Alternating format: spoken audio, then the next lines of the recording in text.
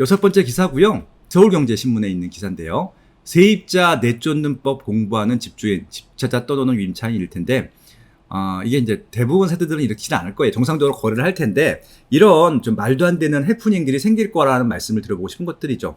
뭐 여러 가지 지금 경매 경고문으로 압박을 하고 집수리를 거부해 주기도 하고 세입자 블랙리스트를 만들어서 공유하자는 얘기도 있고요. 아무튼 좀 강남처럼 인기 약분의 매물은 하늘의 별 따기고 웃도 연도도 없다 말씀드리고요. 아마 전세를 얻어서 2+2로 4년 확보한 전세자 같은 경우는요, 피를 받고 전전세를 할 수도 있겠죠. 아무튼 뭐 여러 가지 문제들이 있는데 여기서 우리가 주목해 봐야 될 건 뭐냐면요, 이제 31일 날 통과를 하긴 했는데 중요한 거는 그게 중요한 게 아니라 결국 전세가 상위 지역들, 이 지역들 전세가 언제까지 계속 올라갈 것이냐, 한동안 방법이 없다는 것들이죠.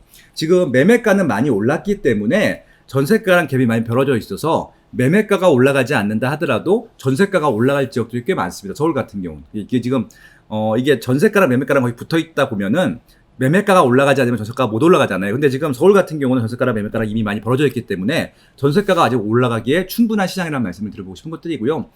그리고 매매는 대출이 안 나오지만 전세는 4억 8천까지는 나오기도 하니까 그런 부분들이 좀 문제가 될 수밖에 없다라는 말씀을 드려보고 싶고요. 진짜 이걸 읽으면서 이걸 지금 기사로서 읽어야 되나 지금 마음이 좀 아픈 생각들이 생기는데, 이런 자꾸 편법들이 생기는 시장들, 불법은 아니에요. 편법이지. 그러니까 이제 뭐라 그럴까요? 이게 지금 이게 어떻게 보면 도덕적으로 비난을 받을 수는 있겠지만 불법 행위는 아니라고 말씀을 드렸고요. 그러니까 이런 것들이 생기는 이유는 제도가 불완전하기 때문인 것들이잖아요. 그러니까 결국은 제도를 조금 더 완벽하게 만들려는 노력들이 필요한데 지금 불완전한 제도를 계속 더 강화하고 있다 보니까 이런 문제들이 반복되고 있다고 생각을 합니다. 그래서 결국은 임대차 3법이 아마 향후 한 몇 개월 동안은 계속 이슈가 될 수밖에 없을 것 같다. 그리고 아마 보완 대책들이 나올 수 있을 것 같고요. 제가 정말 제가 간절히 바라고 원하는 것들은요, 2017년도 파리 대책 이전으로 좀 다시 돌아가셔갖고 원점부터 다시 하는 게 맞을 것 같아요. 지금이라도. 그래야지 이후 정부들도 부담이 없을 것 같고, 당장 임차인 분들이 너무 불안해하고 있으니까 제가 그게 더 걱정이 돼서 좀 말씀을 드리는 겁니다. 지금 마지막으로 이제 7번째 기사일 텐데, 이거는 뭐 많은 분들이 워낙 많이 읽어보셨습니다. 저도 이제 이 칼럼을 올린 다음에 순식간에 10,000분이 보시더라고요. 제가 이거 읽어보면서 방송을 마무리하도록 할게요. 윤희숙 통합미래당 이제 그 국회의원이시고요. 이제 KDI에서 연구소 하셨고 경제학 박사입니다. 이미 경제를 잘 아시는 분이고, 이분이 진짜 무슨 이유인지 모르겠죠. 손을 바들바들 떨면서 말씀을 하시더라고요. 긴장을 하셨을 것 같기도 하고 너무 황당해서 속이 상해서 그랬을 수도 있을 것 같고요. 아무튼 그렇습니다. 한번 읽어보겠습니다. 존경하는 박병석 국회의장님, 그리고 동료 선배 의원 여러분, 저는 소초갑 윤희숙 의원입니다. 저는 이 자리에 오늘 표결된 주택임대차법에 대해서 말씀을 드리려고 나왔습니다. 저는 임차인입니다. 제가 지난 5월 이사했는데 이사하는 순간부터 지금까지 집주인이 2년 있다가 나가라, 그러면 어떻게 하나 하는 걱정을 달고 살았습니다. 그런데 오늘 표결된 법안을 보면서 제가 기분이 좋았느냐? 그렇지 않습니다. 저에게 든 생각은 4년 있다가 꼼짝없이 월세로 들어가게 되는구나 하는 생각이었습니다. 이제 더 이상 전세는 없겠구나. 그게 제 고민입니다. 제 개인의 고민입니다. 임대시장은 매우 복잡해서 임대인과 임차인이 서로 상생하면서 유지될 수밖에 없습니다. 임차인을 편들려고 임대인을 불리하게 하면 임대인으로서는 가격을 올리거나 시장을 나가거나입니다. 그러면 제가 임차인을 보호하는 것을 반대하느냐? 절대 찬성합니다. 그러면 어떻게 해야 하느냐? 정부가 부담을 해야 합니다. 임대인에게 집을 세놓는 것을 두려워하게 만드는 순간 시장은 붕괴하게 되어 있습니다. 우리나라의 전세제도는 여러분들이 다 아시겠지만 전 세계에 없는 특이한 제도입니다. 고성장 시대에 금리를 이용해서 임대인은 목돈 활용과 이자를 활용했고, 임차인은 저축과 내 집 마련으로 활용했습니다.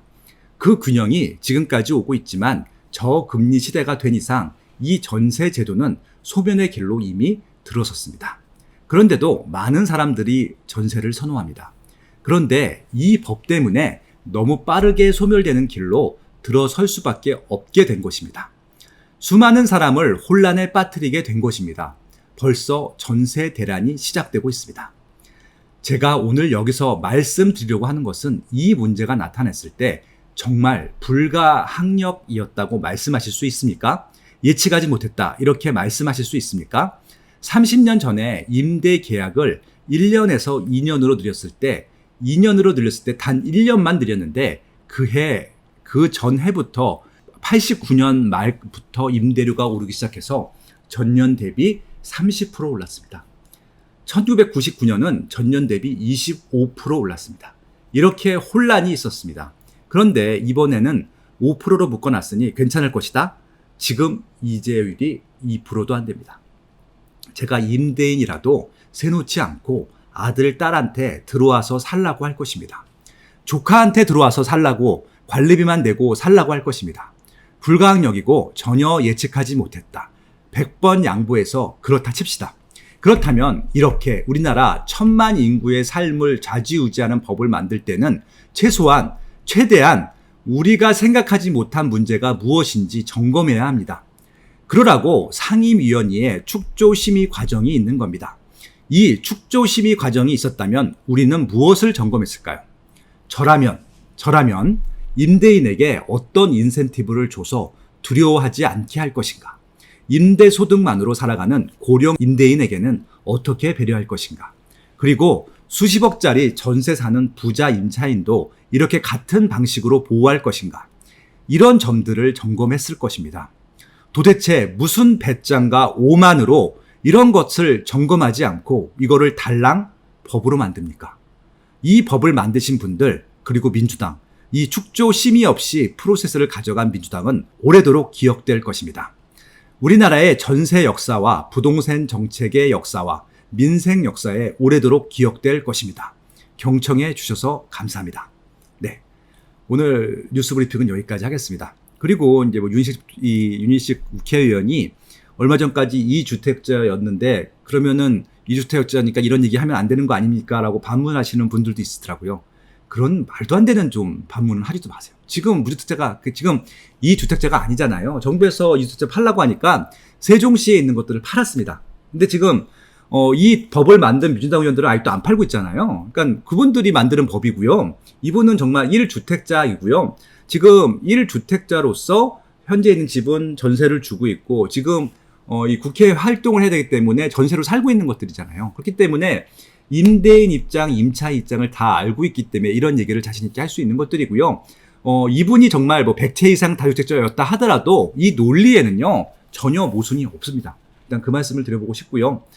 정말 대한민국 부동산 시장에 5년 후, 10년 후, 20년 후를 바라보고 정말 안정화시킬 수 있는 그런 실질적이고 정말 선의의 정책들이 나왔으면 좋겠다고 생각합니다. 정치적인 의도 싹 빼고 정말 임차인들을 위한 1주택자들을 위한 그런 정책들이 나왔으면 좋겠습니다. 라는 말씀을 드리면서 오늘 뉴스 브리핑은 마치도록 하겠습니다. 네, 고맙습니다.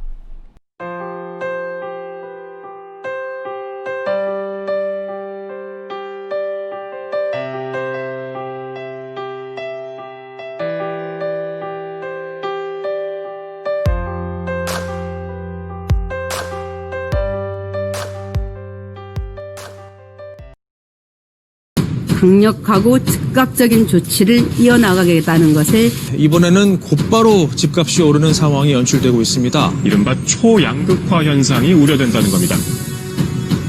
초강력 규제와 부동산의 양극화 시대, 사야 할 부동산은 더 명확해지고 있다.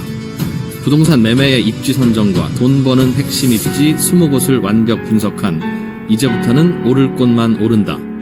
인터넷 교보문고에서 이제부터는 오를 곳만 오른다를 검색하세요.